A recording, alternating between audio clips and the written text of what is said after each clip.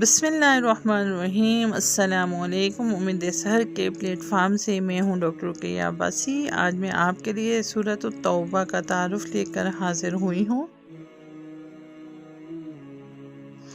یہ مدنی سورت ہے اور نبی کریم صلی اللہ علیہ وآلہ وسلم کی حیات طیبہ کے آخری دور میں نازل ہوئی ہے۔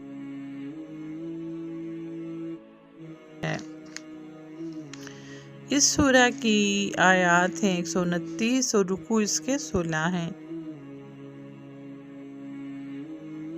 اس سورت کی سب سے خاص بات یہ ہے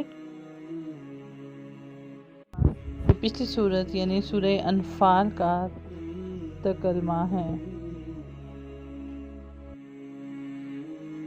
غالباً اسی لیے عام سورتوں کے برخلاف اس سورت کے آغاز میں بسم اللہ نہ نازل ہوئی، نہ لکھی گئی، اور اس کی تلاوت کا بھی یہ قاعدہ ہے کہ جو شخص پیچھے سورہ انفال سے تلاوت کرتا چلا آ رہا ہے اسے یہاں بسم اللہ نہیں پڑھنی چاہیے۔ البتہ اگر کوئی شخص اسی سورت سے تلاوت شروع کر رہا ہو تو اس کو بسم اللہ پڑھنی چاہیے، اور بعض لوگوں نے اس سورت کے شروع میں بسم اللہ کے بجائے کچھ اور جملے پڑھنے کے لیے بنا رکھے ہیں، وہ بے بنیاد ہیں۔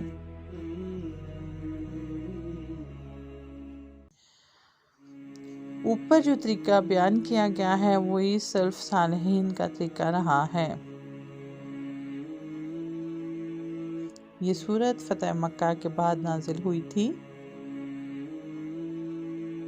عرب کے بہت سارے قبائل اس انتظار میں تھے کہ نبی کریم صلی اللہ علیہ وآلہ وسلم کے ساتھ کفار قریش کی جنگ کا انجام کیا ہوتا ہے۔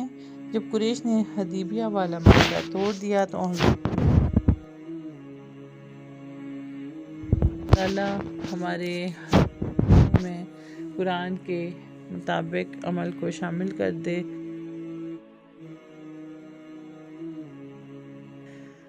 اور رب العزت آج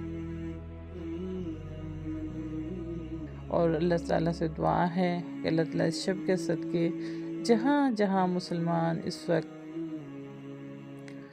کسی بھی وجہ سے مشکل میں ہیں اور وہ ہمارے حصے کی جنگ لڑ رہے ہیں، اللہ تعالیٰ ان کو فتح و کامرانی نصیب فرمائے، اور نبی کریم صلی اللہ علیہ وآلہ وسلم کی امت جہاں جس مشکل میں ہے اللہ تعالیٰ ان کو اپنے حفظ و امان میں رکھیں، اور اللہ تعالیٰ ان کو فتح و کامیابی اور کامرانی نصیب فرمائے۔ جزاک اللہ خیر۔